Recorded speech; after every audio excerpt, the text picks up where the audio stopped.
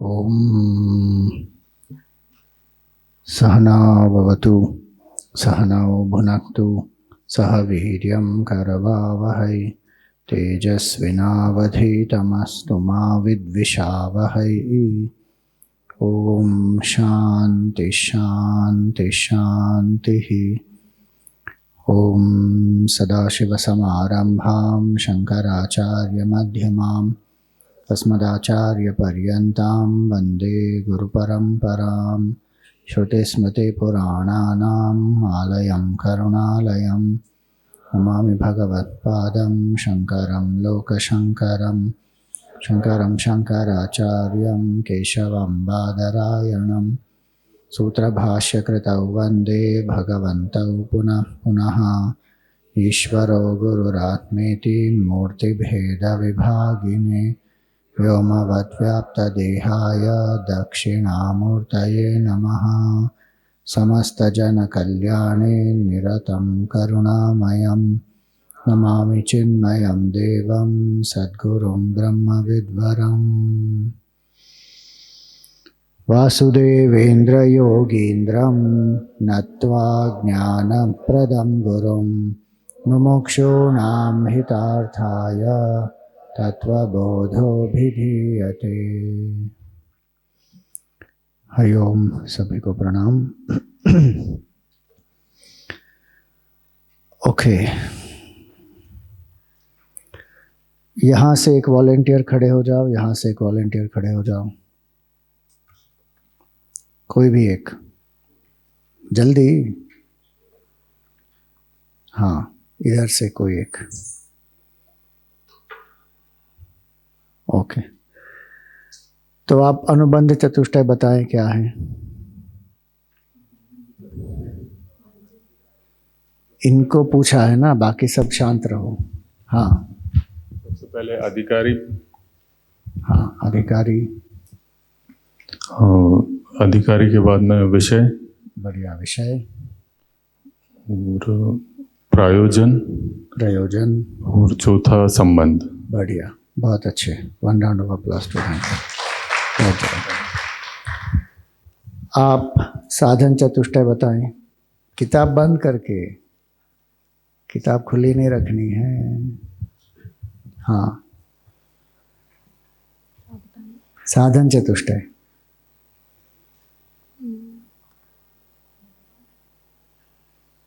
साधन चतुष्टय में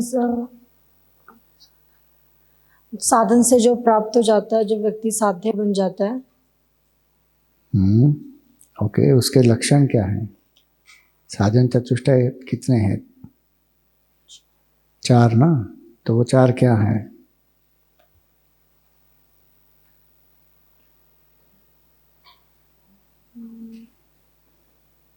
सिंपल है, एक याद आएगा तो विवेक। हाँ, बढ़िया, विवेक।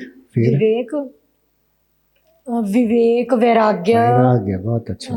विवेक वैराग्य मोक्ष लास्ट में। वो लास्ट में है। लास्ट में। तीसरा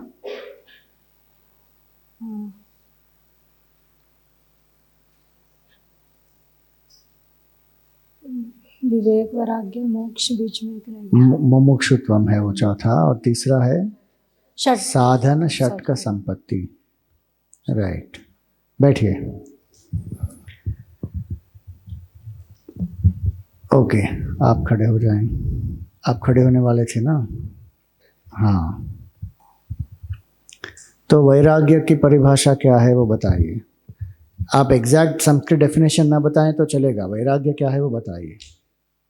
वैराग्य मतलब भोगों की लालसा ना होना, उसको वैराग्य। बहुत अच्छे, थोड़ा और उसको रिफाइन कर सकते हैं। भोगों की लालसा ना होना 2 जगहों के बारे में बताया था उसमें।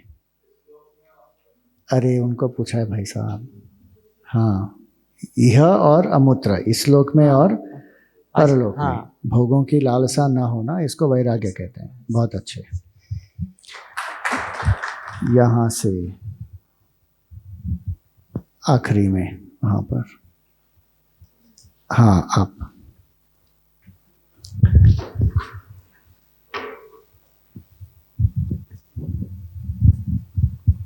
तितिक्षा के बारे में बताएं।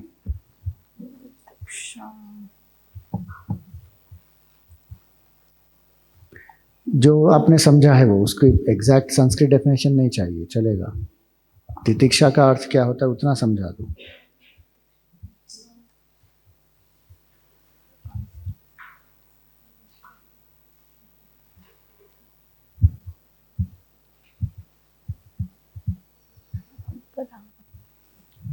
वो छह वो यार, हाँ,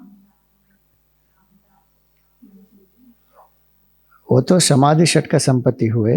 शमा, दमा, उपरमा, तितिक्षा, श्रद्धा, समाधान। तो इसमें हमने आखिरी जो देखा था वो तितिक्षा के बारे में देखा था। क्लू हम दे तो द्वंद्व के बारे में है वो।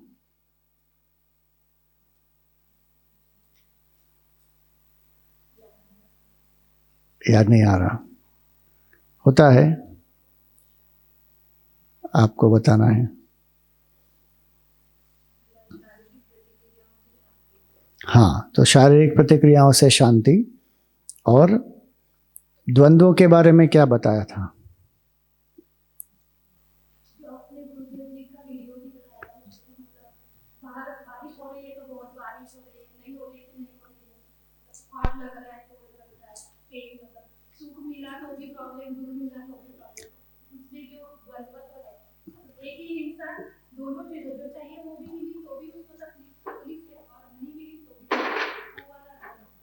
हाँ, तो वो तो द्वंद्व है, लेकिन तितिक्षा किसको कहते हैं? प्रॉब्लम है, कंप्लेन है, उसको तितिक्षा कहते हैं। द्वंद्व के कारण जो हम कंप्लेन कर रहे हैं उसको तितिक्षा कहते हैं, या किसी और चीज को तितिक्षा कहते हैं?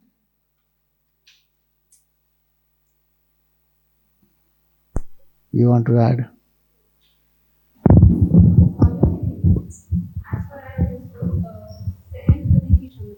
को उसमें कहेंगे जब आपके पास में दो चीज़ें हैं, पेन और हैप्पीनेस, यू आर नॉट, आप बहुत ज़्यादा एक्साइट भी नहीं हो रहे और बहुत ज़्यादा सौरो भी नहीं कर रहे हो, आप में क्षमता करने की शक्ति है।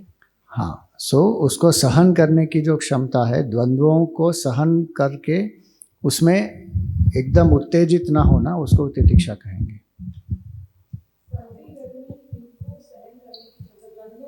सहन करने की क्षमता। तो हमने ये देखे थे विवेक, वैराग्य। विवेक क्या है? नित्यम वस्तु एकम ब्रह्म तदन्यत सर्वम अनित्यम, तद व्यतिरिक्तम सर्वम अनित्यम, विवेक है। वैराग्य क्या है? यह अमूत्र फल भोग इच्छा राहित्यम। फिर शम क्या है? मनोनिग्रह। बहुत सिंपल डेफिनेशन है। शम क्या है? मनोनिग्रह। दम क्या है? इंद्रियों का, बाह्य इंद्रियों का निग्रह। फिर उपरम क्या है? यहाँ पर तो दिया है स्वधर्म का अनुष्ठान, लेकिन उपरति का अर्थ क्या होता है? मन को निग्रहित करना। और तितिक्षा क्या है? सहन करना, जो भी द्वंद्व हैं। यहाँ पर क्या दिया गया है? शीत उष्ण सुख दुख आदि सहिष्णुत्वम, सहन करना, सहिष्णुत्वम। अब आगे बढ़ेंगे। श्रद्धा। आपके बुक में कौन सा पेज नंबर है? 12। हाँ, मतलब इंग्लिश और हिंदी अलग अलग है ना आपके पास? हाँ, तो इंग्लिश में 24, 25, हाँ, हिंदी में 12। श्रद्धा की दृषि गुरु वेदांत वाक्यादिषु विश्वासः श्रद्धा। तो ये जो श्रद्धा है, ये क्या है? गुरु और वेदांत वाक्य में श्रद्धा। वाक्यादिषु का अर्थ होता है बाकी अलग ग्रंथों में भी शास्त्र में श्रद्धा होनी चाहिए। तो श्रद्धा का अर्थ क्या होता है? श्रत धत्ते इति श्रद्धा।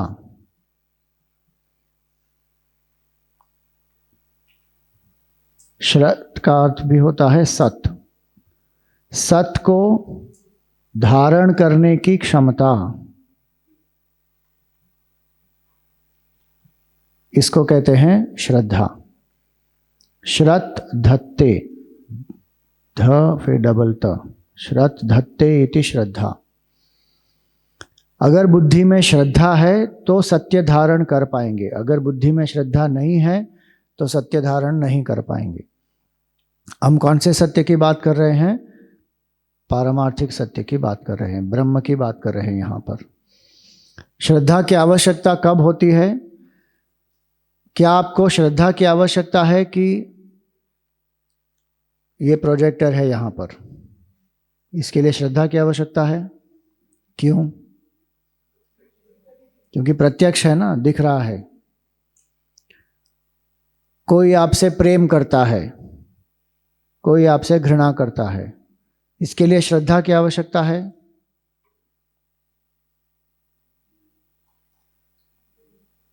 सोच लो, आवश्यकता है कि नहीं है? कितने लोग कहेंगे है?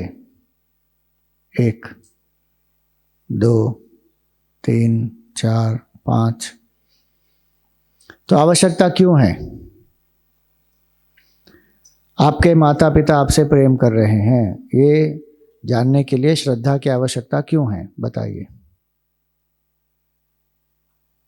जो भी कारण से आपने हाथ उठाए बताइए। हाँ, तो उसके लिए श्रद्धा की आवश्यकता क्यों है? कि मेरे माता पिता मुझसे प्रेम कर रहे हैं, इसके लिए श्रद्धा की आवश्यकता होती है। माता पिता प्रेम कर रहे हैं, वो भी अनुभव गम्य है ना। श्रद्धा कब आवश्यक होती है? जब कोई विषय इंद्रियों से प्रत्यक्ष हमको अनुभव नहीं होता, मन और बुद्धि से भी जिसका हमको अनुभव नहीं हो सकता, श्रद्धा उसके लिए चाहिए। कोई हमसे घृणा कर रहा है तो वो तो अनुभव हो रहा है ना हमको, उनके वर्तन से, उनके वाणी से अनुभव हो जाता है तुरंत कि ये तो हमसे घृणा कर रहे हैं।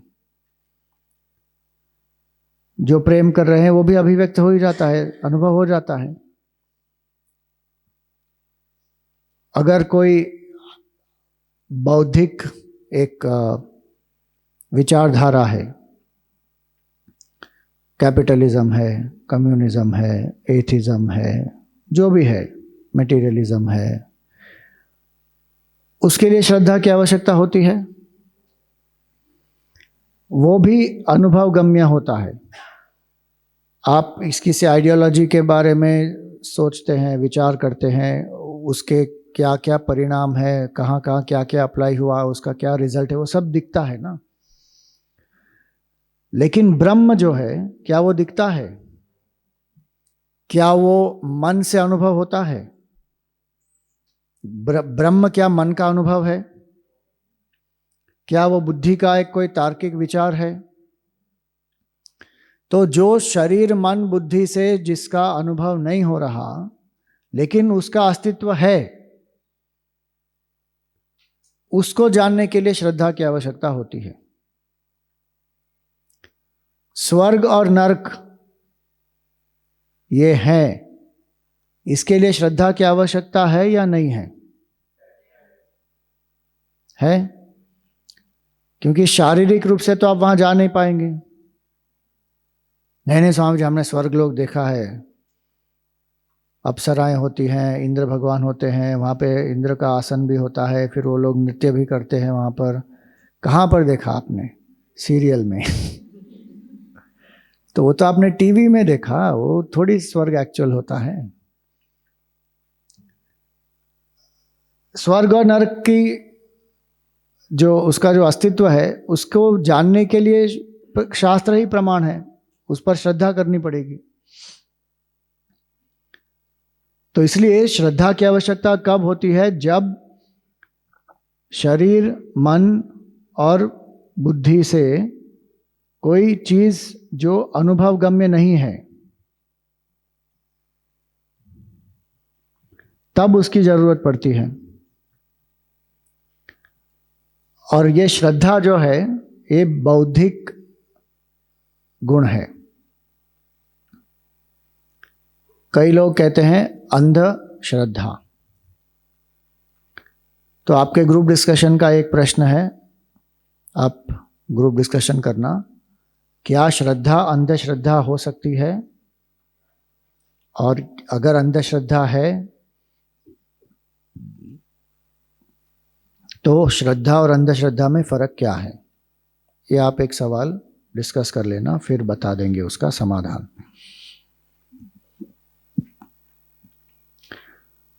श्रद्धा और अंधश्रद्धा में फर्क क्या है, ये आपका प्रश्न है।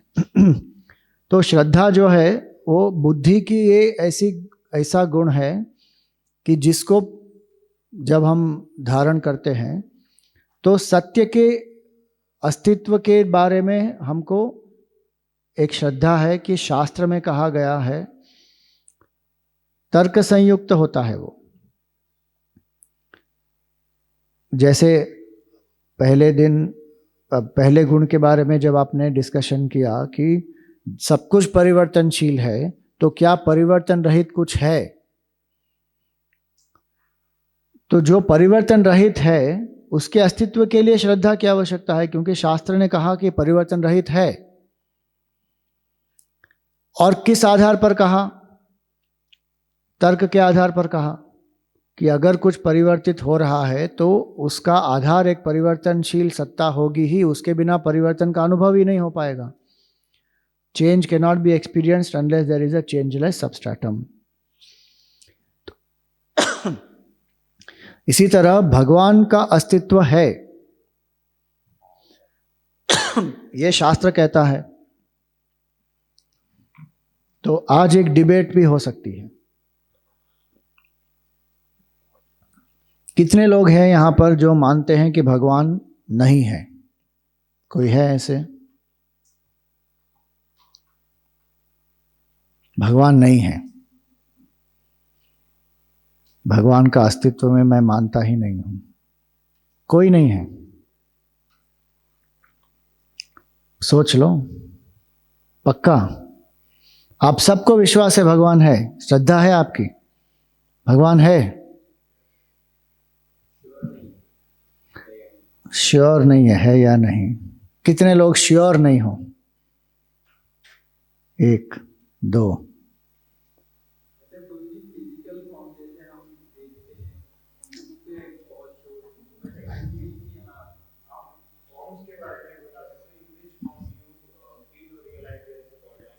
नहीं, मैं भगवान की बात कर रहा हूं, मैं किसी स्पेसिफिक रूप की बात नहीं कर रहा हूं। ईश्वर है, इसमें आपको श्रद्धा है। 2 लोगों को श्योर नहीं है। तो ठीक है, आपको सबको श्रद्धा है ईश्वर है, तो मुझे प्रूव करके बताओ ईश्वर है।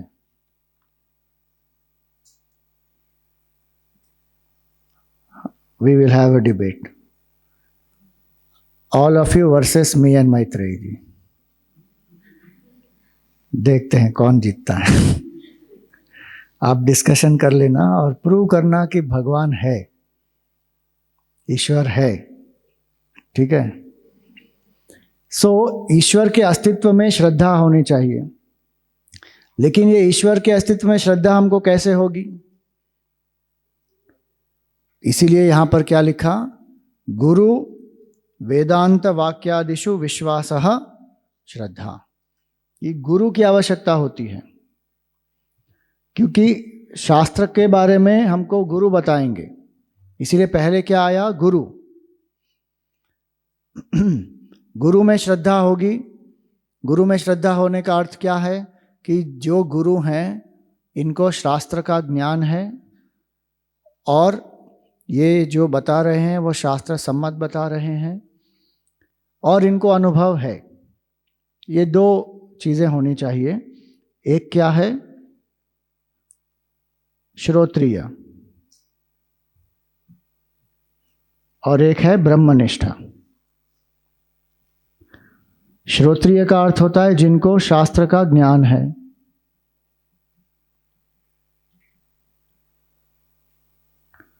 और ब्रह्मनिष्ठ का अर्थ क्या होता है? जिनको ब्रह्म में निष्ठा है, जिनको साक्षात्कार हुआ है।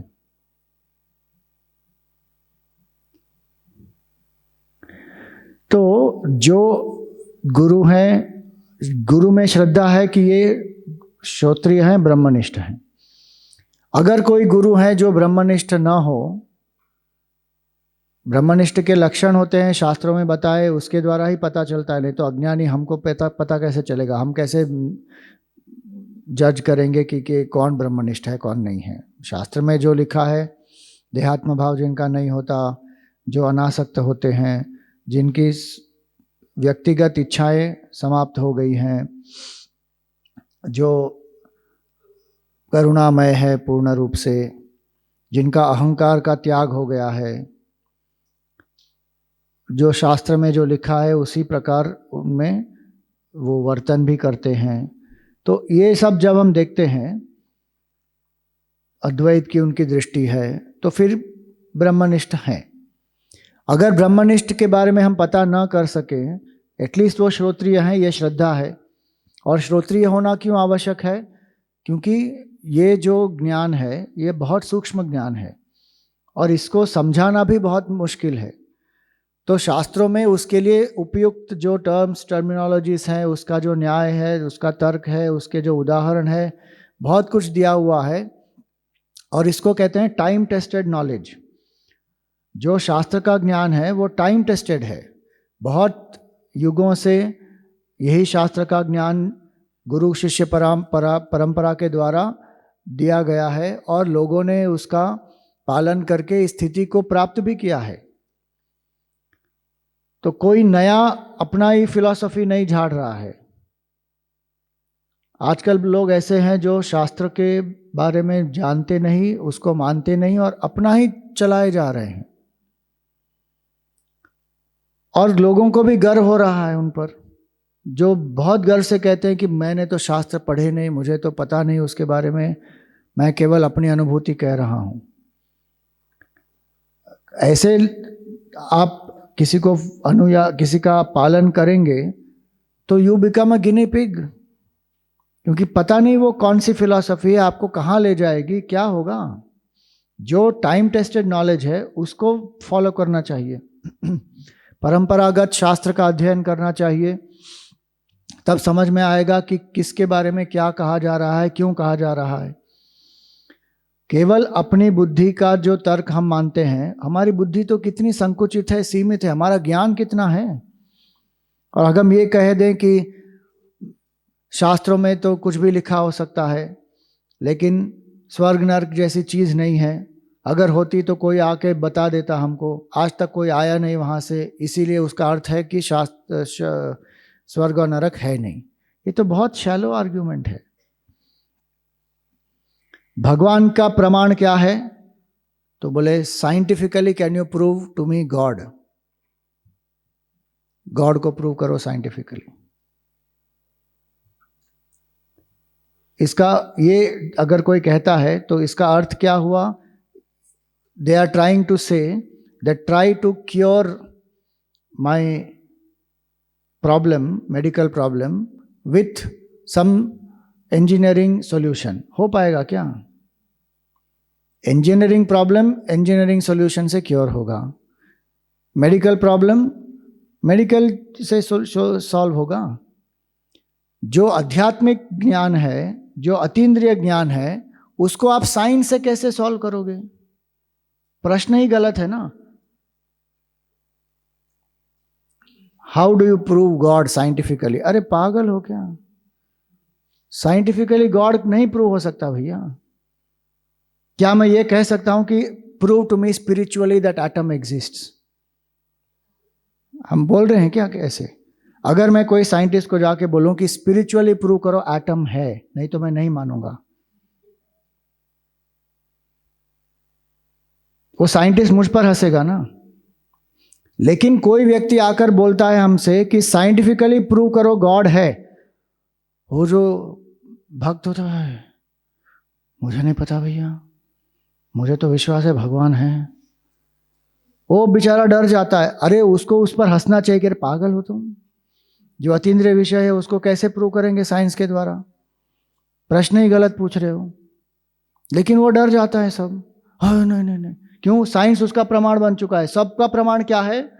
साइंस। अरे कमाल है। और वही साइंस आपको कहेगा कि प्रेम नाम की चीज नहीं है, केवल हार्मोन का रश होता है, एक उम्र में होता है, उसके बाद सब खलास हो जाता है।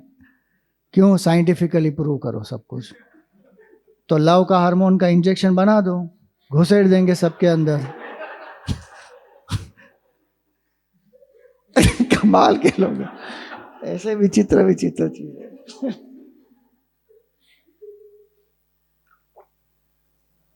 तो टाइम टेस्टेड नॉलेज है जो शास्त्र में दिया गया है, जो जिसका, इसीलिए श्रद्धा की आवश्यकता होती है कि ये जो गुरु हैं इन्होंने शास्त्र का अध्ययन किया है, परंपरागत अध्ययन किया है, उनके पास से हम सीखें तो हमारी श्रद्धा भी आएगी।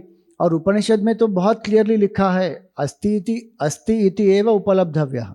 कठोपनिषद में आता है, जिसको ये श्रद्धा है कि परम सत्य है, शरीर मन बुद्धि के परे, ये पूरे परिवर्तनशील संसार के आधार में जो सत्य है वो परिवर्तन रहित सत्य है, ये श्रद्धा जिसको है वही प्राप्त कर पाएगा, नहीं तो नहीं हो पाएगा। भगवान के नाम पर कुछ भी और कर सकता है कोई, हाँ भगवान आ गया उसके अंदर, ये भगवान नहीं होता भैया। ये भगवान को इलेक्ट्रिसिटी का करंट है क्या, कि जिसको लग जाता है ऐसे ऐसे ऐसे हिलने लगता है पूरा। कुछ भी करते हैं लोग और मान भी रहे हैं इतने, और कन्वर्ट भी हो रहे हैं इतने सारे। क्यों? इतनी विडंबना ये है क्योंकि चमत्कार पर विश्वास कर रहे हैं, इतना अंधविश्वास हो चुका है, भगवान के नाम पर कोई भी कुछ भी कर रहा है और कन्वर्ट हो रहे हैं लोग। षड्यंत्र भी हो रहा है वहाँ पे, पैसे का प्रलोभन भी होता है और बहुत सारी चीज़ें होती हैं। लेकिन स्ट्रेंज बात यह है कि ये लोग बाकी सबको उनके भगवान के नाम पर कन्वर्ट कर रहे हैं कि देखो ये लंगड़ा था, ये आ गया यहाँ पर, इसने अब हमारे भगवान का नाम लिया और अब ये चलने लगा। और उनके जो हेड ऑफ द इंस्टीट्यूशन है ना, वो व्हीलचेयर में होते हैं। मैंने कुछ नहीं कहा, किसी के बारे में मैंने कुछ नहीं कहा।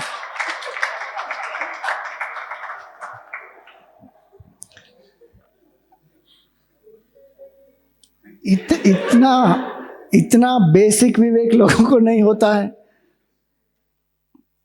और अंधविश्वास पे चले जा रहे हैं। तो इसीलिए टाइम टेस्टेड नॉलेज, और इसीलिए यहाँ पर क्या लिखा, गुरु वेदांत वाक्यादिषु विश्वासा, कि जो गुरु हैं, और वो गुरु कौन है? जो वेदांत हमको सिखा रहे हैं ठीक से, अपनी फिलॉसफी नहीं झाड़ रहे हैं कोई। गुरुदेव हमारे कहते थे there is nothing called Chinmaya philosophy. इसीलिए उन्होंने हमेशा, वो उनका ये आग्रह रहता था कि जब वो क्लास लेते थे तो कहते थे कि सबके पास ग्रंथ होना चाहिए, गीता का हो, विवेक चूड़ामणि हो, आत्मबोध, तत्वबोध, जो कुछ भी वो लेते थे, आपके हाथ में ग्रंथ होना चाहिए। अगर आपके पास ग्रंथ नहीं है, यही तो कारण है कि हमारे हिंदुओं का पतन इसी कारण हुआ। हमारे हाथ में हमारे शास्त्र नहीं है, हम खोल के पढ़ नहीं रहे हैं, या तो उनको रखा हुआ है और हम पूजा किए जा रहे हैं उसकी, या तो फिर उससे पूर्ण रूप से वंचित है, उसके प्रति हमारी इतनी घृणा है, हमको लगता है कि ये सब इलॉजिकल है, अनसाइंटिफिक है, और हमने उसको तिरस्कार कर दिया। तो शास्त्र हमारे हाथ में होने चाहिए। इसलिए यहाँ पर क्या कहा, गुरु वेदांत वाक्यादिषु विश्वासः श्रद्धा। अब श्रद्धा किसमें चाहिए? तीनों चीज़ों में श्रद्धा चाहिए। जो प्रमेय है, मतलब जो हमारा गोल है, उसमें, उसके अस्तित्व में भी श्रद्धा चाहिए।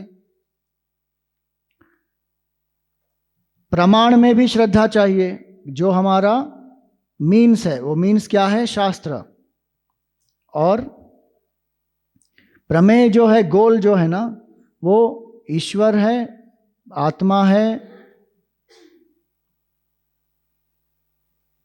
गुरु। अब जो श्लोक का उच्चार करते हैं ना, ईश्वरो गुरुरात्मेति मूर्ति भेद विभागिने। ईश्वर, गुरु और आत्मा में केवल मूर्ति भेद है, मतलब उनकी अभिव्यक्ति में ही भेद है बस। बाकी एक्चुअली वो तीन क्या हैं, अलग नहीं है, वो एक ही हैं। मूर्ति भेद विभागिने व्योमवद व्याप्त देहाय, वो व्योम के तरह, आकाश की तरह सर्वत्र व्याप्त हैं, यहां पर भी इसके बाहर भी।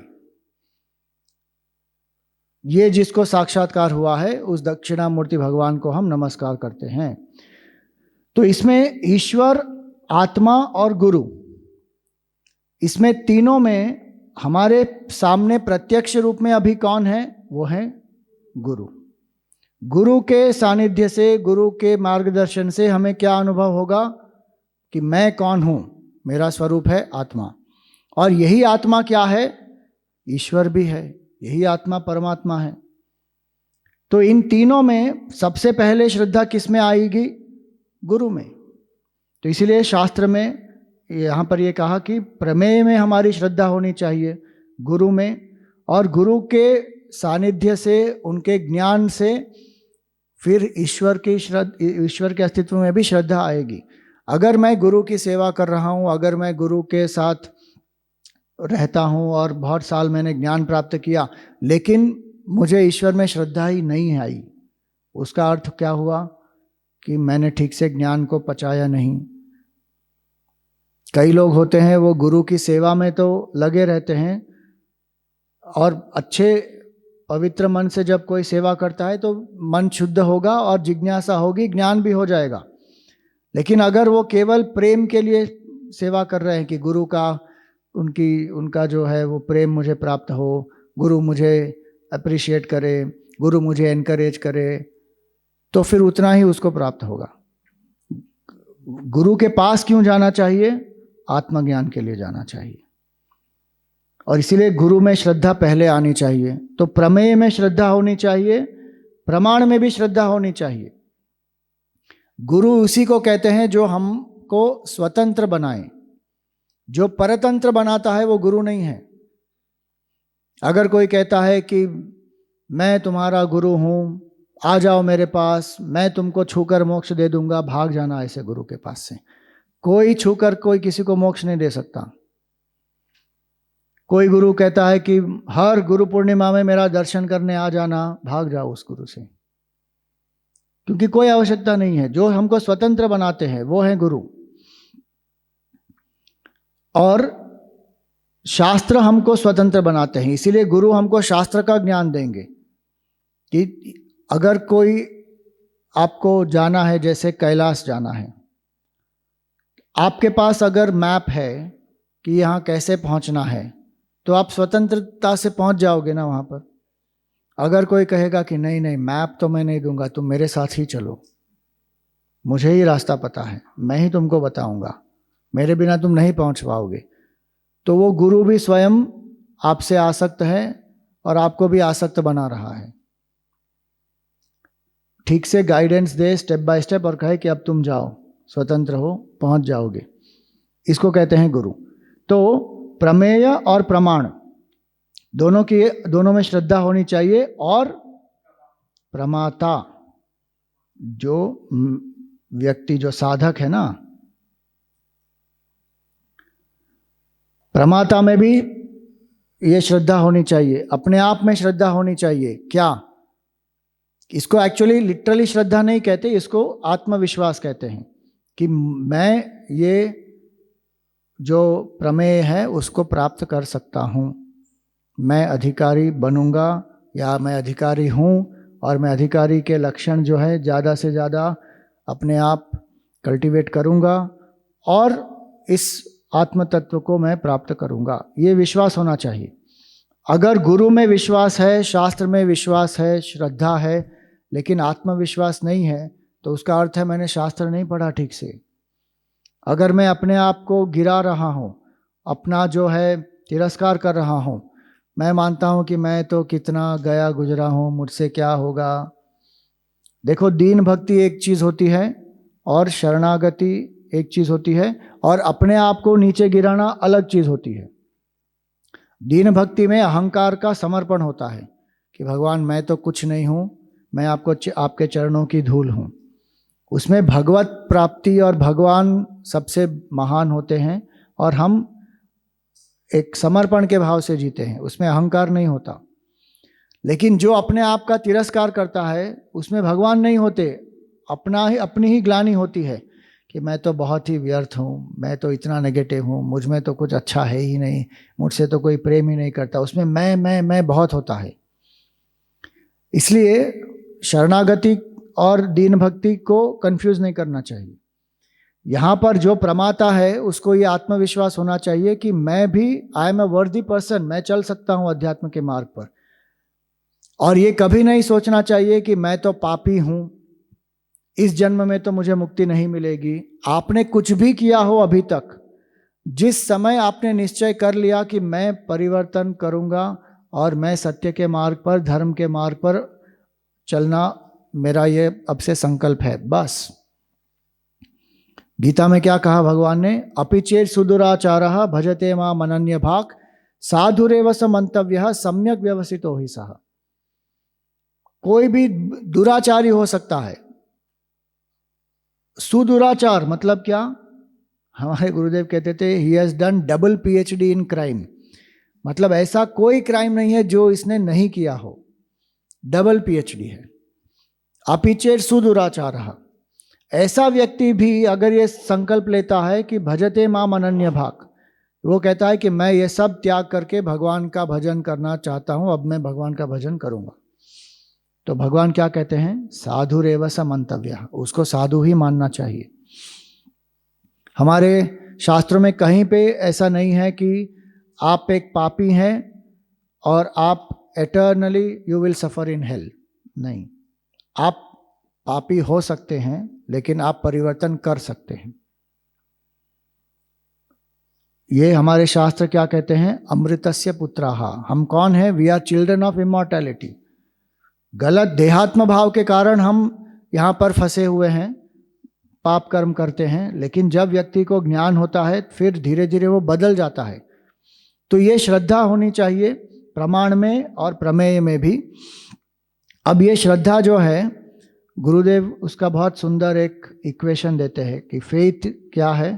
Faith is equal to belief plus logic plus experience. ये क्या है? विश्वास है, बिलीफ।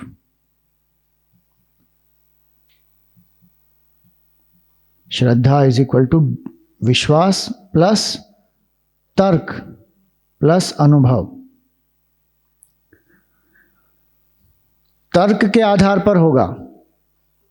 अगर आप कहेंगे कि भगवान है तो उसका तार्किक कारण क्या है? तर्क बताओ उसके। और क्या किसी ने अनुभव किया है? अगर तर्क संगत है और अनुभव गम्य है तो फिर उसका अस्तित्व है।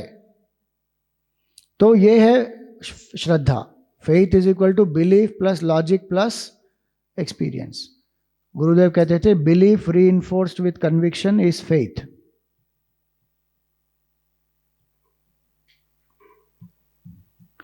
ये कन्विक्शन कैसे आएगा? तर्क और अनुभव से।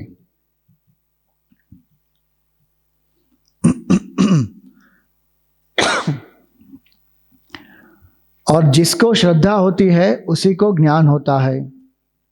भगवान क्या कहते हैं गीता में? श्रद्धावान लभते ज्ञानम। जिसको श्रद्धा होती है उसी को ज्ञान प्राप्त हो सकता है। क्यों? क्योंकि उसके अस्तित्व में श्रद्धा पहले हो तभी तो उसका ज्ञान प्राप्त करने की जिज्ञासा होगी। फिर व्यक्ति अधिकारी बनेगा, फिर गुरु के पास जाएगा, श्रवण मनन निधिध्यासन करेगा, तब तो उसको प्राप्त होगा। श्रद्धा ही नहीं है उसके अस्तित्व में तो फिर क्या होगा?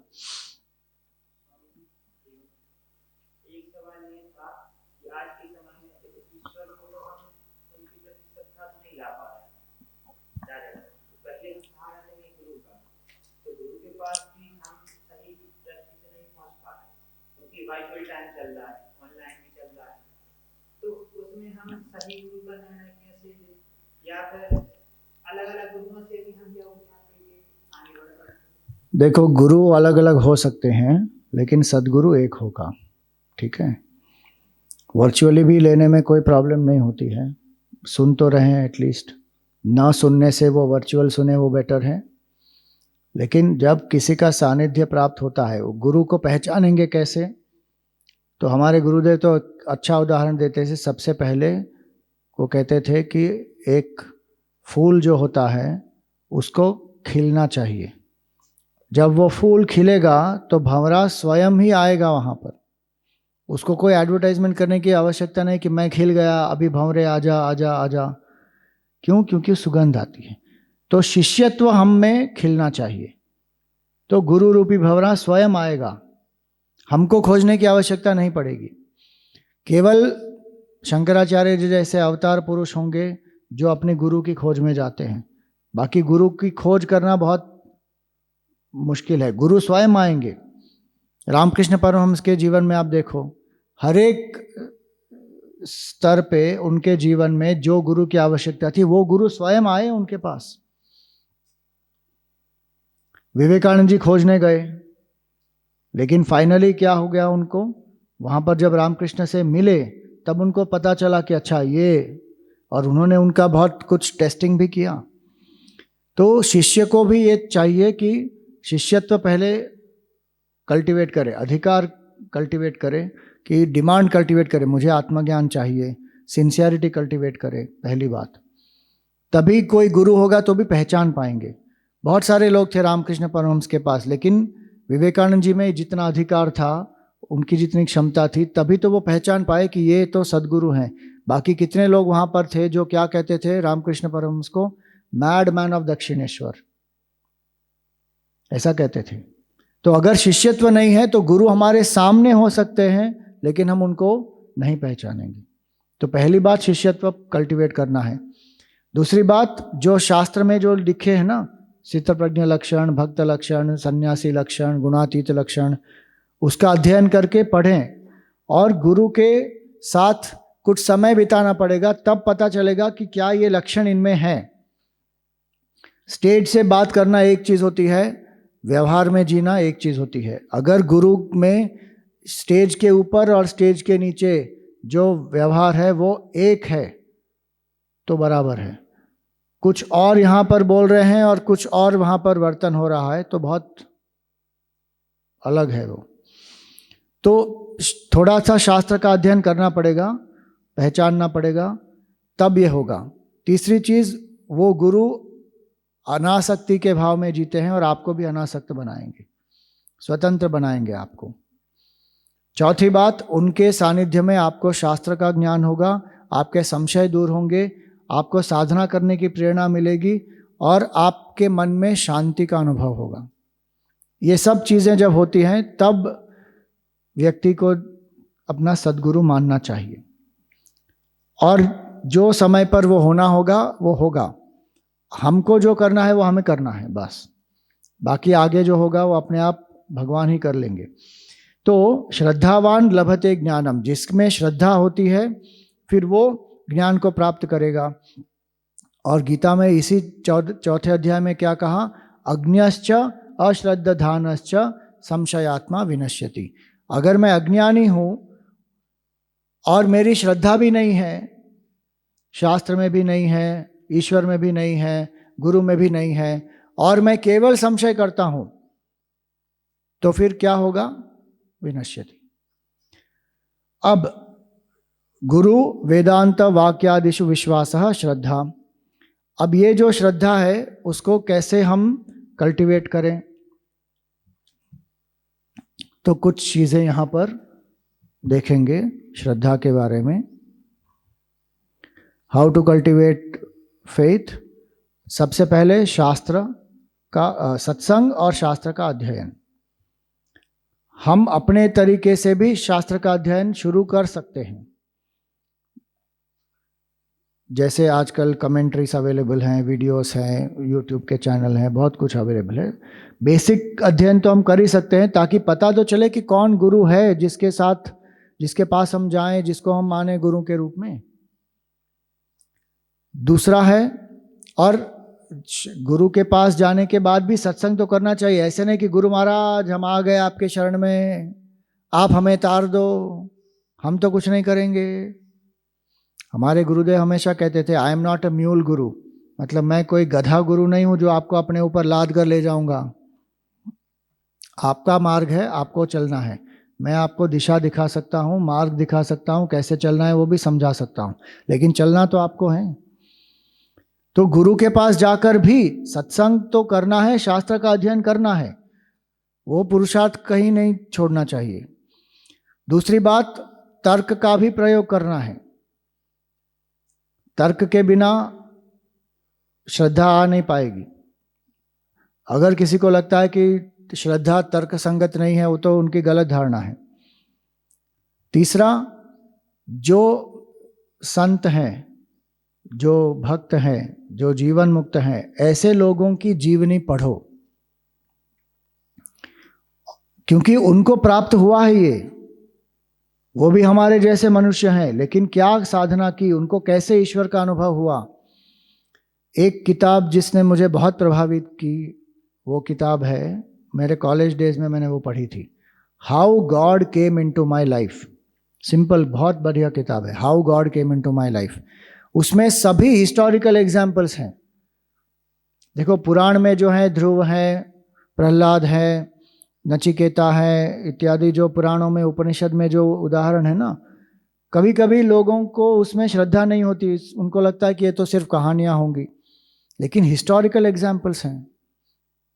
रामकृष्ण परमहंस है, ज्ञानानंद सरस्वती हैं, बहुत सारे ऐसे जो साधु महात्मा हुए, आनंदमयी माँ है, कितने सारे जो साधु संत हुए, उनके बारे में उस किताब में है, how God came into my life.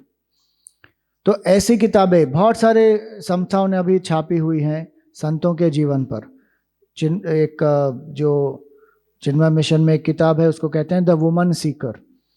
जो स्त्री हुई हैं, जो साधक जो स्त्री के रूप में है, भक्त जो स्त्री के रूप में है, कैसे उन्होंने भगवत प्राप्ति की। वैसे ही रामकृष्ण मिशन में भी किताबें हैं। फिर अपने शिवानंद आश्रम में, डिवाइन लाइफ सोसाइटी में एक किताब है, लाइफ्स ऑफ सेंट्स, बहुत अच्छी है वो। जेपी वासवानी के आश्रम में भी उन्होंने छापी है, saints known and unknown. Swaminarayan उनके संप्रदाय में भी है। तो संतों की जीवनी के बारे में पढ़ें तो श्रद्धा बहुत दृढ़ हो जाएगी। अगर आप ऐसे ऐसे लिटरेचर पढ़ेंगे जो आपके बुद्धि को भ्रष्ट करेंगे, तो फिर भगवान आपको बचाए। मैं ओपनली कह रहा हूँ, किसी को अच्छा लगे या ना लगे, मेरी मंशा तो बहुत शुद्ध है। ओशो को और जे कृष्णमूर्ति को जब तक आपको शास्त्र में ठीक से श्रद्धा ना हो, पढ़ो ही मत, इतना कंफ्यूज हो जाओगे आप। ओशो का जीवन देखो, फाइनली कहाँ व्यक्ति पहुंचता है वो देखना पड़ेगा ना। वो भले कुछ भी बोल सकता हो, लेकिन व्यक्ति का जीवन कहाँ पहुंचा फाइनली वो। जे कृष्णमूर्ति बहुत तार्किक है, बौद्धिक है, लेकिन कई बार कंफ्यूज हो जाते हैं लोग। इसीलिए उनको अभी मत पढ़ो। शास्त्र को पढ़ लोगे तो वो उनको पढ़ने की आवश्यकता भी नहीं होगी आपको। लेकिन बहुत सारे युवा जो है वो उसको पढ़ लेते हैं, फिर बहुत कंफ्यूज हो जाते हैं।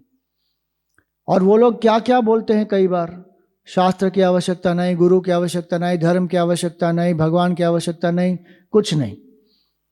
और उनके ही अनुयायियों ने उनको ही भगवान बनाया, उनके ही ग्रंथों को शास्त्र बना दिया है, और उनके ही ऑर्गेनाइजेशन को बना दिया ना, संगठन बना दिया। तो समझने वाली बात है ये कि किसको हम पढ़ें। ऐसे ऐसे जीवन मुक्तों के जीवन के बारे में आप पढ़ें तो आपको प्रेरणा प्राप्त होगी कि कैसे शास्त्र के आधार पर इन्होंने क्या क्या अनुभव किया। मुझे बताओ, जे कृष्णमूर्ति का लिटरेचर पढ़ के कितने लोगों को साक्षात्कार हो गया है? ऐसे उदाहरण स्वामी जी होंगे, आपको नहीं पता, ठीक है, वो भी आप कह सकते हैं, उसमें कोई गलत नहीं है। ओशो को पढ़ के कितने साक्षात्कार को प्राप्त हुए, समझाओ, बताओ। तो समझने वाली बात है। रामकृष्ण परमहंस के लिटरेचर को पढ़ के बहुत सारे लोग साक्षात्कार प्राप्त हो गया उनको। शिवानंद जी का लिटरेचर पढ़ के बहुत सारे लोगों को साक्षात्कार हो गया, और दिखता भी है, ऐसे उनके अनुयायी भी हैं बहुत सारे। आनंदमयी माँ का पालव जो उनके भक्त हैं, उनको पढ़ के कितने लोगों को प्राप्त हो गया ज्ञान। तो समझने वाली ये बात है कि किसको हम पढ़ें, क्यों पढ़ें और उनको पढ़ने का हमारा प्रयोजन क्या है। केवल हमको तर्क जानना है, वो तो बहुत सारे तार्किक तो हैं, उनका अनुभव क्या हुआ, क्या उनको वो साक्षात्कार हुआ, ये आवश्यक है ना। तो जीवनी, संतों की जीवनी पढ़ें, सीकर्स की कंपनी होनी चाहिए, साधकों की कंपनी होनी चाहिए, तब श्रद्धा भी बढ़ेगी। अपने ही जीवन के भूतकाल के अनुभवों के बारे में भी थोड़ा मनन करें। बहुत सारी चीजें हुई होगी, जिस समय जो हुआ उस समय हमको लगता होगा कि भाई ये क्यों हुआ, नहीं होना चाहिए था, गलत हुआ, लेकिन उसके बाद में समझ आता है कि जो हुआ अच्छे के लिए ही हुआ। जो भगवान करते हैं अच्छे के लिए ही करते हैं।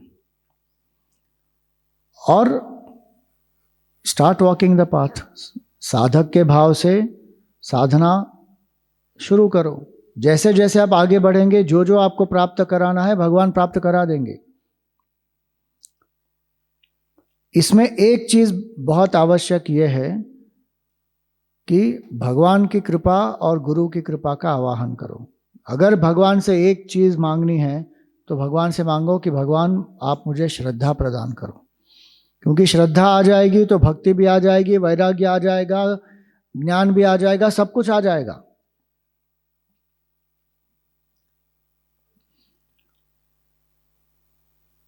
अब ये हुआ श्रद्धा को किस तरह हम डेवलप करें, किस तरह उसको बढ़ाएं।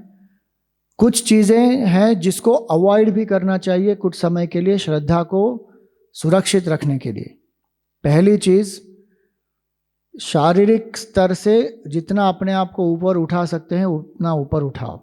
हर चीज प्रत्यक्ष प्रमाण के आधार पर तोलना बंद करना चाहिए।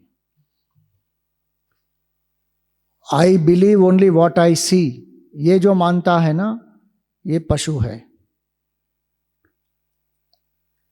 आई see what I believe in, ये श्रद्धा है कि जो श्रद्धा मुझ में है उसके अनुसार मुझे भगवान का साक्षात्कार भी हो जाएगा। तो सटलर परसेप्शन डेवलप करना चाहिए। सटलर परसेप्शन कैसे होगा? सूक्ष्म विषयों पर चिंतन करेंगे तब होगा।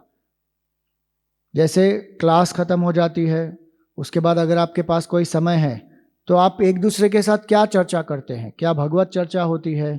क्या सत्संग के बारे में, साधना के बारे में, संस्कृति के बारे में, देश के बारे में क्या चर्चा होती है? अगर वापस मंडेन चीज़ें, खाना पीना, ये कैसे दिख रहा है, वो कैसे दिख रहा है, इसने क्या कहा, उसने क्या कहा, ये मूवी में क्या हुआ, फिर क्या होगा? स्थूल मन हो जाएगा वापस।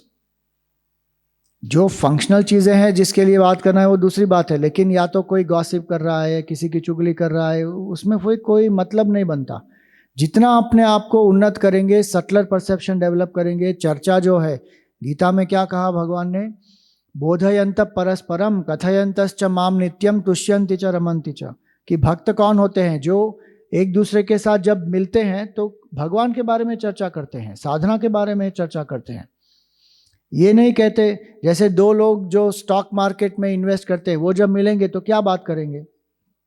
स्टॉक मार्केट की बात करेंगे ना, कि भाई किस कंपनी का स्टॉक बढ़ रहा है, घट रहा है, किस में इन्वेस्ट करें ना करें, क्योंकि वो उनका विषय है। इसी तरह दो भक्त मिलेंगे तो किसकी चर्चा करेंगे? भगवान की चर्चा करेंगे, साधना की चर्चा करेंगे, शास्त्र की चर्चा करेंगे। तो इससे क्या होगा? डेवलप होगा, सटल परसेप्शन डेवलप होगा। तो दूसरी चीज, जितना भोग में आसक्त होगा मन, उतना स्थूल होगा मन।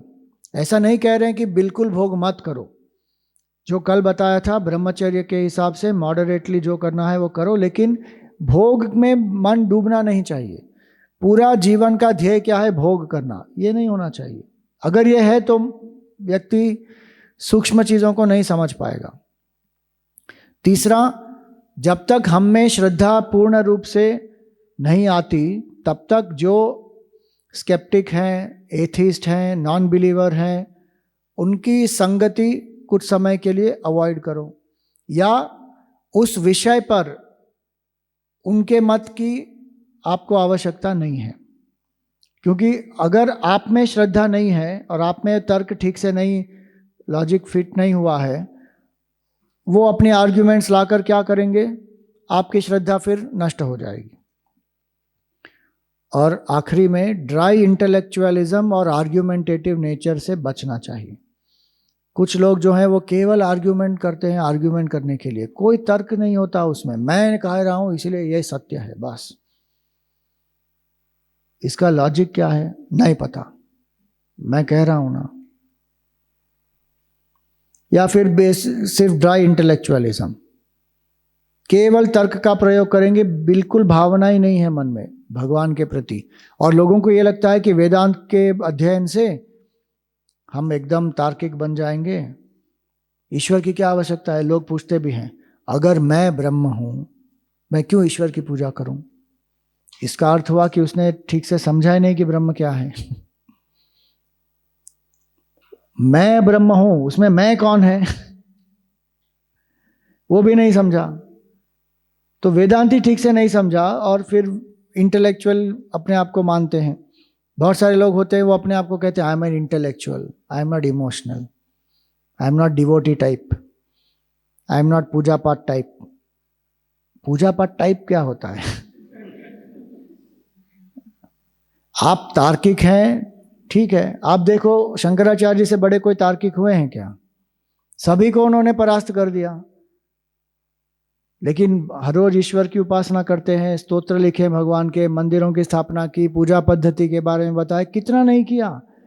अगर आपका तर्क आपके मन में भगवान के प्रति भक्ति नहीं जगा सकता तो आपका तर्क व्यर्थ है। ऐसे लोगों से और ऐसे ड्राई इंटेलेक्चुअलिज्म से और आर्ग्यूमेंटेटिव नेचर से बचना चाहिए, तब श्रद्धा सुरक्षित हो जाएगी। एक बार आपकी श्रद्धा एकदम दृढ़ हो जाए, उसके बाद आप इनसे मिलो, कोई प्रॉब्लम नहीं है।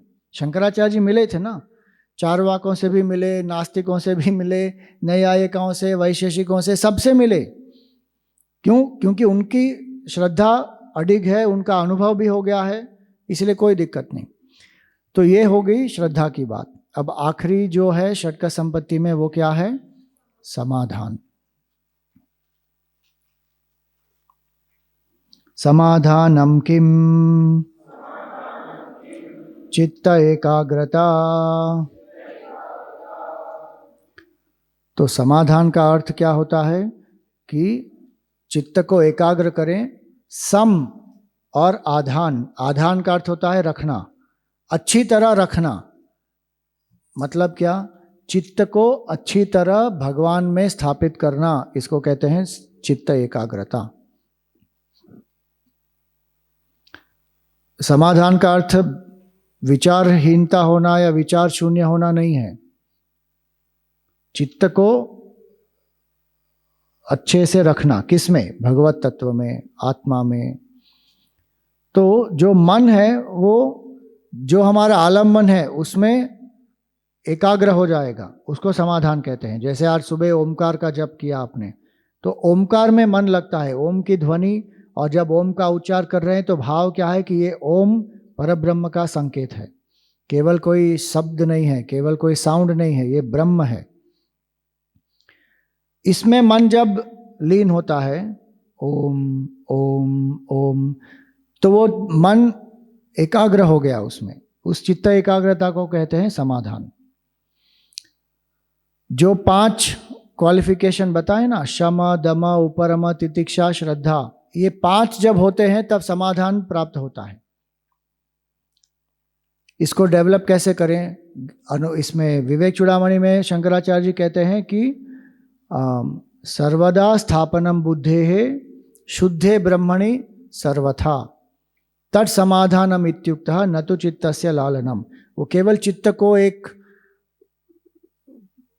शांत कर देना, विचारहीन कर देना, स्तब्ध कर देना, इसको समाधान नहीं कहते। ब्रह्म में उसको लगाना एकाग्रता से, उसको समाधान कहते हैं। तो समाधान डेवलप करने के लिए सबसे पहले कार्य क्षेत्र में हमारा मन लगना चाहिए।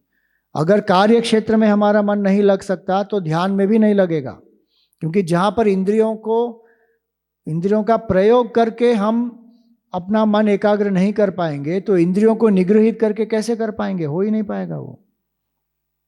इसीलिए स्वधर्म की आवश्यकता होती है कि जो मैं कर रहा हूं क्या वो मेरा स्वधर्म है, जो कार्य कर रहा हूं। अगर वो मेरा स्वधर्म है तो मेरा मन उसमें लगेगा, स्वाभाविक रूप से मन लगेगा उसमें। तो absorption in work at hand is first requirement, then absorption in meditation will happen. दूसरा है जप कर सकते हैं, जप के द्वारा समाधान प्राप्त होगा। तीसरा है ब्रह्म के ऊपर निधिध्यासन करो, वो जो आएगा आगे भी आएगा। वो समाधान जब होता है ना मन में, तो वही हमको समाधि तक ले जाएगा। समाधि क्या है? ब्रह्म का स्वरूप है, मन आत्मा का स्वरूप है समाधि। तो ये हो गए 6 शांति के रूप, जिसको हम कहते हैं षट्क संपत्ति। और साधन चतुष्टय का आखिरी जो गुण है वो क्या है? मुमुक्षुत्वम। मुमुक्षुत्वम किम मोक्षो में भूयात इति इच्छा। मोक्ष मुझे प्राप्त हो, इस इच्छा को क्या कहते हैं? मुमुक्षुत्वम। अब मोक्ष किसको प्राप्त होना चाहिए?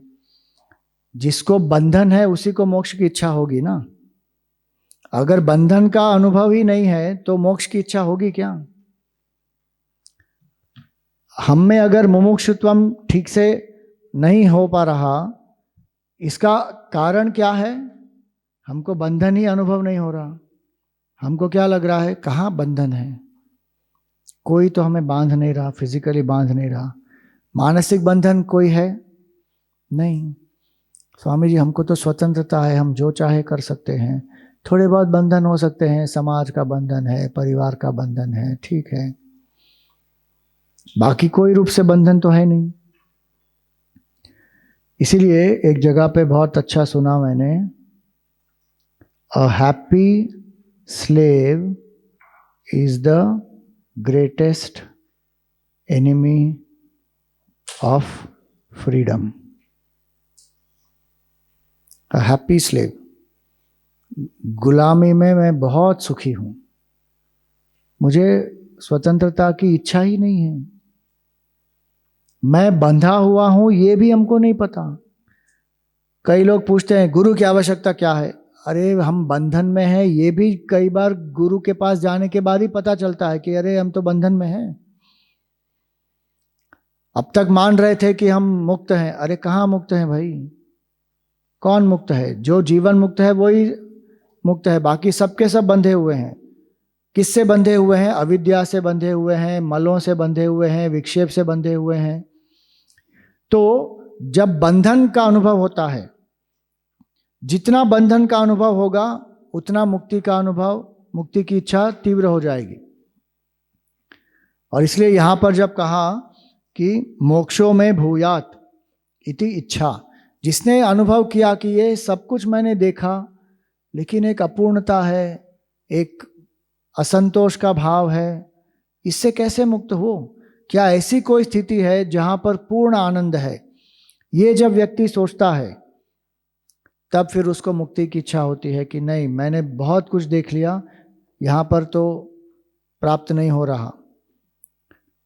लेकिन ऐसी स्थिति है, सत्संग से ही प्राप्त होता है, सत्संग से ही मालूम होता है।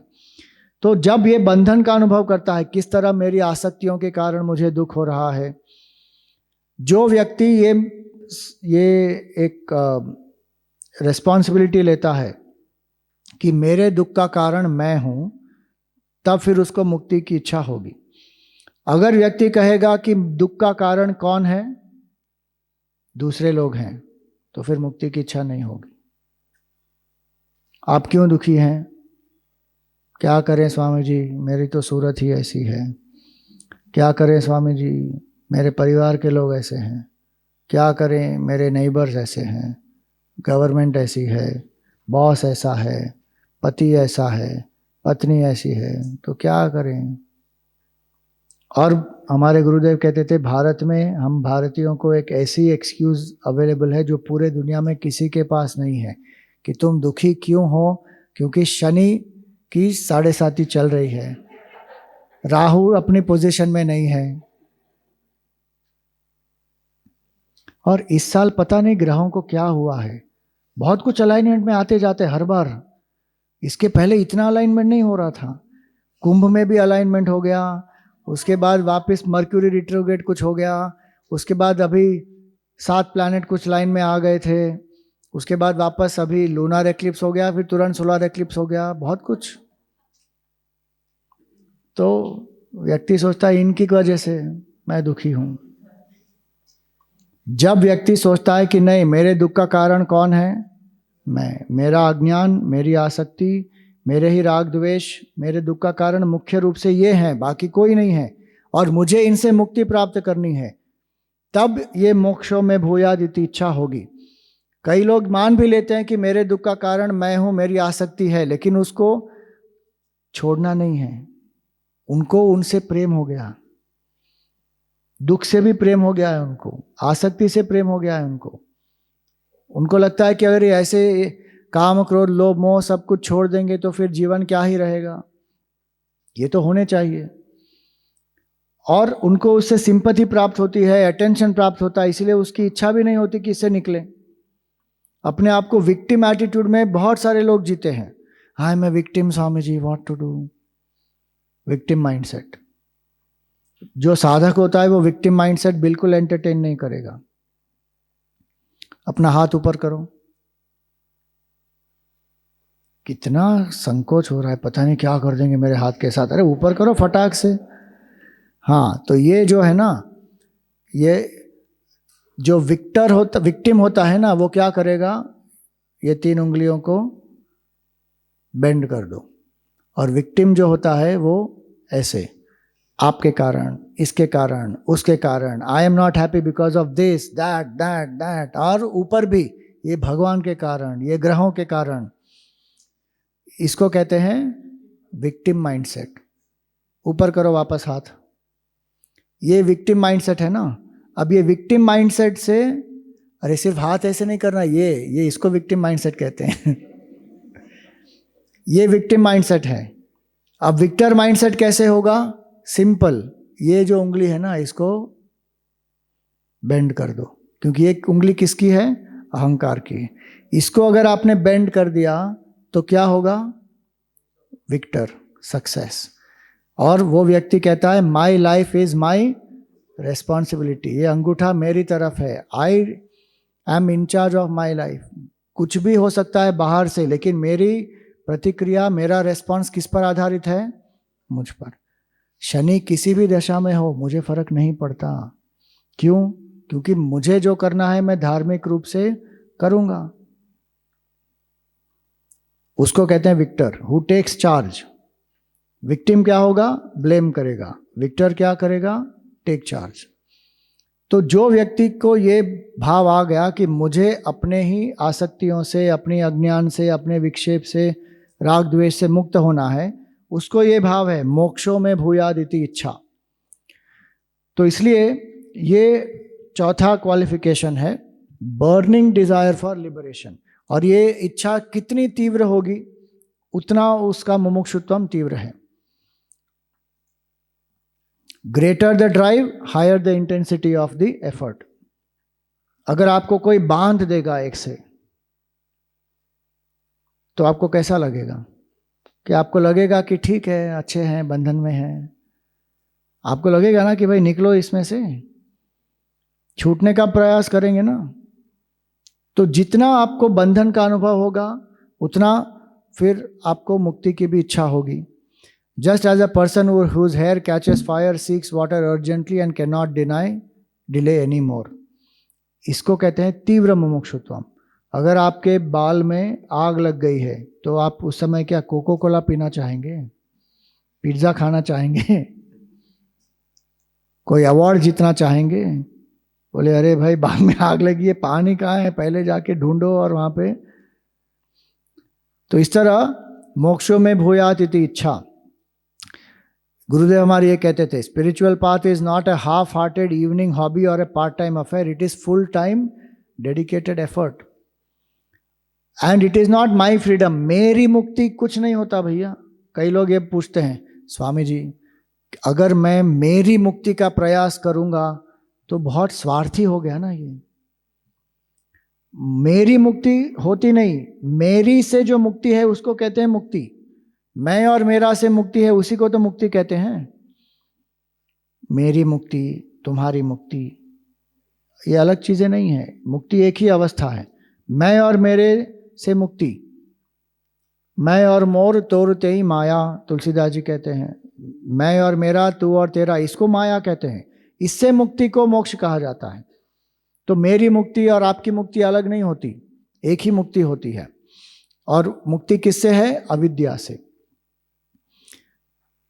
तो मुक्ति के अलग अलग प्रकार क्या है? मुमुक्षुत्वम के अति मंद मुमुक्षुत्वम, बहुत ही मंद भाव। मुक्ति मिले तो ठीक, नहीं मिले तो अगले जन्म में। ये भाव का दुरुपयोग है। मंद मुमुक्षुत्वम क्या होता है कि सभी जो मेरी ऐहिक या जो वर्ल्डली डिजायर्स हैं वो पूर्ण हो, उसके बाद मैं मुक्ति प्राप्त करूंगा।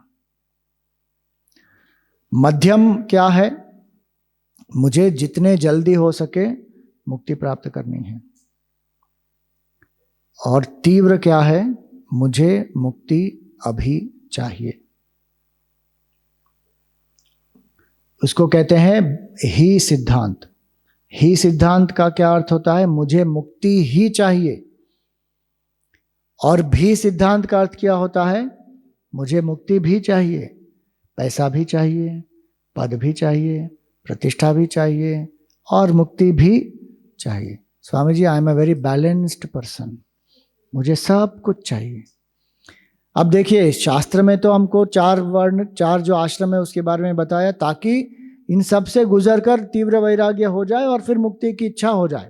तो इसमें कुछ गलत नहीं है, लेकिन बात सिर्फ ये इतनी समझने की है कि कई बार सब कुछ हो जाने के बाद भी इतनी तीव्रता नहीं आती, मंदता बनी रहती है। अब आखिरी में कैसे इसको डेवलप करें? तो मुक्ति की इच्छा बाकी सभी गुणों का परिणाम है। विवेक, वैराग्य, षटक संपत्ति अगर आ जाते हैं तो मुमुक्षुत्वम भी आएगा ही। दूसरी बात, मुमुक्षुत्वम विषय वासनाओं से एग्जैक्टली इन्वर्सली प्रोपोर्शनल है। जितनी विषय वासना ज्यादा है उतनी मुक्ति की इच्छा कम होगी। और इसीलिए मैं कहता हूं कि ऐसे ऐसे लोगों को हमें उनका पालन करना चाहिए जिन्होंने संयम में अपना जीवन व्यतीत किया है।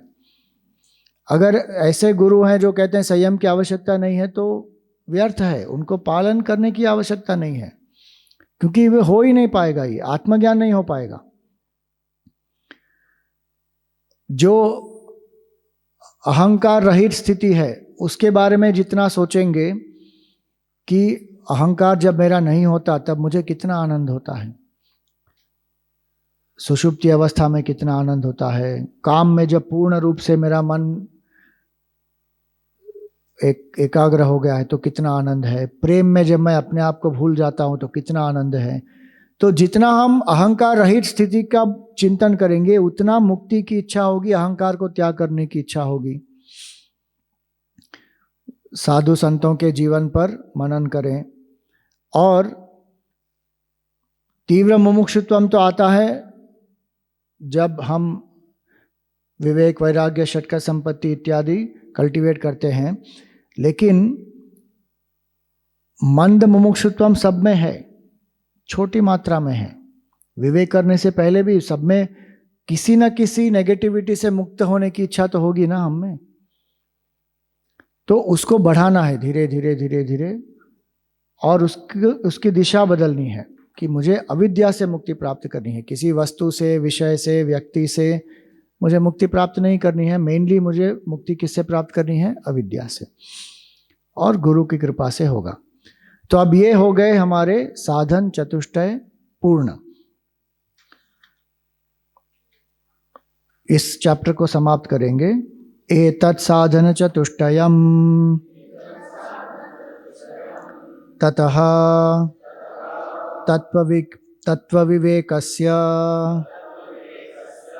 अधिकारिणो भवन्ति।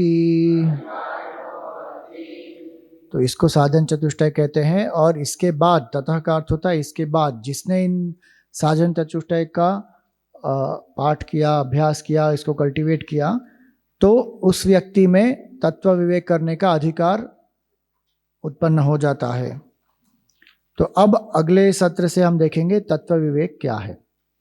ये साधन चतुष्टय जो है वो हम सब में है, कम मात्रा में है, ऐसा नहीं है कि है ही नहीं, अब उसकी वृद्धि करनी है बस। आप में विवेक हुआ इसीलिए आप यहाँ पर आए, वैराग्य है इसीलिए आप फोन से भी दूर हैं, षट का संपत्ति है इसीलिए आप बैठ रहे हैं, सुन रहे हैं, जो भी तकलीफें आ रही हैं आप सहन कर रहे हैं, श्रद्धा भी है, मन को भी एकाग्र कर रहे हैं, तो ये षट का संपत्ति भी है। और क्यों आए हैं यहाँ पर? ज्ञान की प्राप्ति के लिए, अविद्या की मुक्ति के लिए। तो हम में ये चारों हैं, लेकिन उसको हमको और तीव्र बनाना है। इंग्लिश में हमने इसको मेमोरी एड के लिए 9 जो क्वालिफिकेशंस हैं उनको अंग्रेजी में लिखा हुआ है C में, as a memory aid. All words begin with C: clarity, courage to drop, control of the mind, conservation of the senses, concentration, cheerful endurance, conviction in the scriptures and Guru, continuous absorption and choosing freedom alone. ये है 9 लक्षण। ओम पूर्णमदः पूर्णमिदं पूर्णात् पूर्णमुदच्यते पूर्णस्य पूर्णमादाय पूर्णमेवावशिष्यते। ओम शांति शांति शांति।